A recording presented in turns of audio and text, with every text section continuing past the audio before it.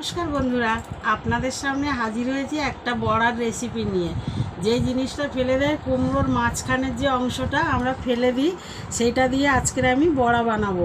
আমি এই বড়ার মধ্যে দিচ্ছি পেঁয়াজ কুচি, রসুন কুচি, কালো জিরে, কাঁচা লঙ্কা, নুন, হলুদ, আর আমার অর্ধেক আলু সেদ্ধ ছিল, সেই আলু সেদ্ধটা দিচ্ছি।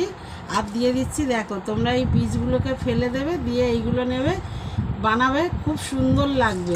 দেখো সমস্ত উপকরণ এইভাবে মাখবে, মাখার পরে দিয়ে দেবে কিছুটা বেসন।